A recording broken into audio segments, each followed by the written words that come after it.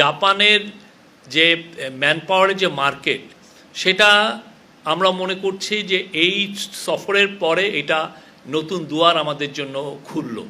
এটার জন্য কিছু এগ্রিমেন্ট হয়েছে এবং আমরা আশা করছি, এবং জাপানিজ কোম্পানিগুলো যারা আমাদের সাথে সেই একটা এই সংক্রান্ত একটা সেমিনার হয়েছে, সেখানে জাপানিজ কোম্পানিগুলো জানিয়েছে যে তারা আগামী 5 বছরে বাংলাদেশ থেকে 1 লক্ষ লোক নিতে চায়। এটা ওরা এক্সপ্রেস করেছে। আমাদের এখন এই চ্যালেঞ্জটা আসলে আমরা তাদেরকে পাঠাতে পারবো কিনা। আমাদের ইচ্ছা এই আগামী 5 বছর 1 লক্ষ বাংলাদেশিকে পাঠানো, এবং সেই অনুযায়ী কাজ হচ্ছে।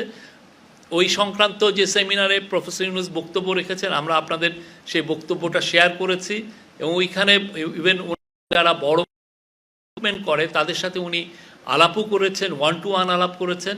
এবং আমরা আশা করছি যে জাপানে বাংলাদেশের যে আগে যে ইমেজ ক্রাইসিস ছিল সেটা থাকবে না, প্রচুর বাংলাদেশি যেতে পারবে।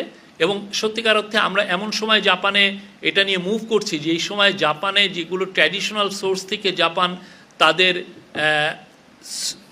শ্রমিকদেরকে নিতেন, সেই জায়গার থেকে জাপানের লোক কম যাচ্ছে। যেমন ইন্দোনেশিয়ার ইকোনমি বুম হওয়ার কারণে ওদের ইন্দোনেশিয়ার থেকে কম লোক যাচ্ছেন জাপানে। সিমিলারলি ভিয়েতনামেরও একই অবস্থা। আর মায়ানমার থেকেও অনেকে যেতেন, কিন্তু মায়ানমারে এখন আপনারা জানেন একটা যুদ্ধাবস্থা, সেই জন্য যেতে পারছেন না। তো আমরা মনে করছি এটা বাংলাদেশের জন্য পারফেক্ট টাইম, এবং আগামীতে আমরা মনে করি যে প্রচুর সংখ্যক বাংলাদেশি যাবেন। এটা একটা বাংলাদেশের ইম্পর্টেন্ট ম্যান পাওয়ার ডেস্টিনেশন হবে।